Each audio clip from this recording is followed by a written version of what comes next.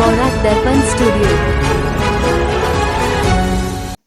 নমস্কার, নিউজ বরাক দর্পণ স্টুডিও থেকে সবাইকে আবার শুভেচ্ছা। আজকের গুরুত্বপূর্ণ খবর। আজ 1 মে শ্রমিক দিবস। প্রতি বছর এই দিনটি বিশ্বজুড়ে শ্রমিকদের সম্মানে পালিত হয়। 1889 সালে আন্তর্জাতিক সমাজতান্ত্রিক সংগঠন ও ট্রেড ইউনিয়নগুলো 1 মে কে শ্রমিক দিবস হিসাবে পালনের সিদ্ধান্ত নেয়। এর পিছনে ছিল 1886 সালের আমেরিকার হেই মার্কেটের ঘটনা, যেখানে শ্রমিকদের আন্দোলনে সংঘর্ষে বহু মানুষ প্রাণ হারান। এই আন্দোলনের ফলেই প্রতিষ্ঠিত হয় 8 ঘন্টা কাজ, 8 ঘন্টা বিশ্রাম এবং 8 ঘন্টা বিনোদনের অধিকার। শ্রমিকদের সংগ্রাম ও ত্যাগকে কেন্দ্র করে সাহিত্য ও প্রভাব পড়ে। এর মধ্যে অন্যতম ম্যাক্সিম গোর্কির উপন্যাস মা 1906 সাল, যা বিশ্বজুড়ে শ্রমিকদের জীবনের বাস্তবতা তুলে ধরে। ভারতের সুপ্রিম কোর্ট পবন খেড়ার আগাম জামিন মঞ্জুর করেছে। গৌহাটি হাইকোর্ট আগে তার আগাম জামিনের আবেদন খারিজ করেছিল। এরপর কংগ্রেস নেতা সুপ্রিম কোর্টের দ্বারস্থ হন। গৌহাটি হাইকোর্টের রায়কে চ্যালেঞ্জ জানিয়ে সর্বোচ্চ আদালতে আবেদন করা হয়। আজ এই মামলার শুনানি অনুষ্ঠিত হয়। বিচারপতি JK মহেশ্বরীর বেঞ্চে শুনানি হয়। সিনিয়র অ্যাডভোকেট অভিষেক মনু সিংভি খেড়ার পক্ষে যুক্তি উপস্থাপন করেন। খেড়ার বিরুদ্ধে মুখ্যমন্ত্রীর স্ত্রী রেণিকি ভূঁইয়া শর্মার অভিযোগ দায়ের করেছিলেন। অসম পুলিশের ক্রাইম ব্রাঞ্চে খেড়ার বিরুদ্ধে মামলা দায়ের করা হয়েছিল। হোজাই জেলায় আবারও এক বুয়া স্কুলের ঘটনা সামনে এসেছে। বুয়া ইউডাইস কোড ব্যবহার করে অবৈধভাবে পরিচালিত ডক্কা বেলগুড়ির ইউনাইটেড ইংলিশ স্কুলকে আজ জেলা প্রশাসন সিল করে দিয়েছে। অভিযোগের ভিত্তিতে তদন্তে জানা যায়, ব্যবহৃত ইউডাইস কোডটি বরপেটা জেলার অন্য একটি স্কুলের নামে ইস্যু করা ছিল। ফলে ভুয়া নথির মাধ্যমে বহুদিন ধরে স্কুলটি চলছিল।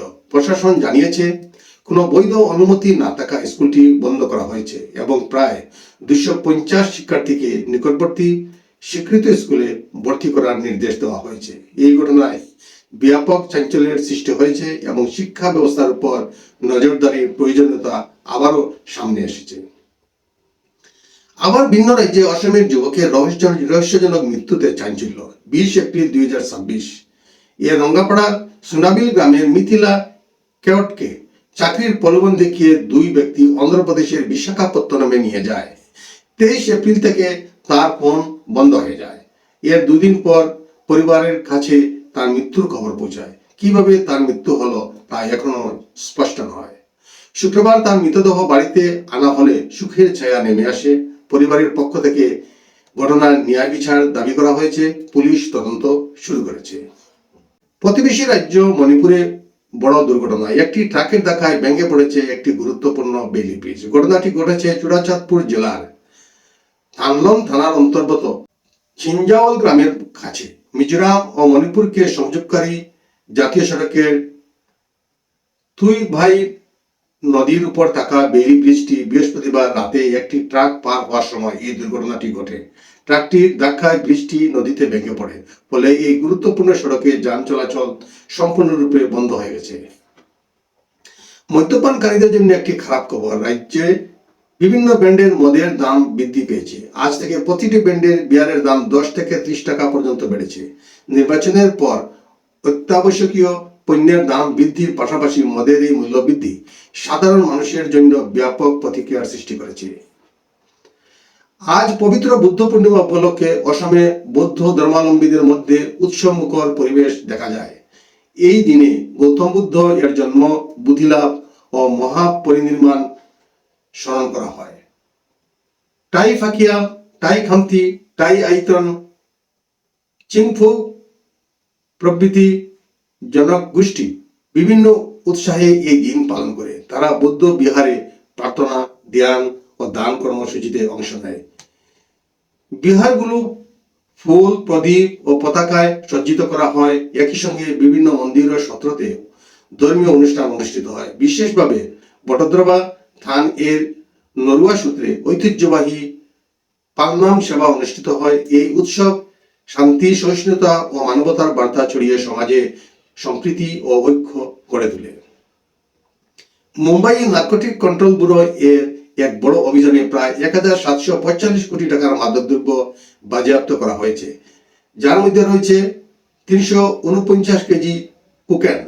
এই সাফল্যের কথা জানিয়ে কেন্দ্রীয় স্বরাষ্ট্রমন্ত্রী অমিত শাহ বলেন, ছোট ছোট চালানের সূত্র ধরে একটি বড় আন্তর্জাতিক মাদক চক্রের সন্ধান পাওয়া গেছে এবং এই অভিযান ভবিষ্যতের জন্য গুরুত্বপূর্ণ দৃষ্টান্ত হয়ে থাকবে।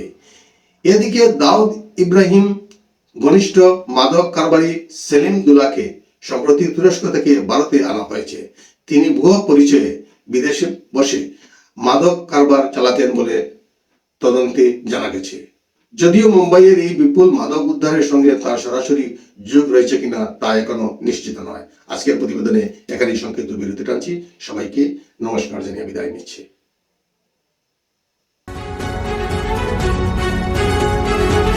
न्यूज बोरा दर्पण स्टूडियो।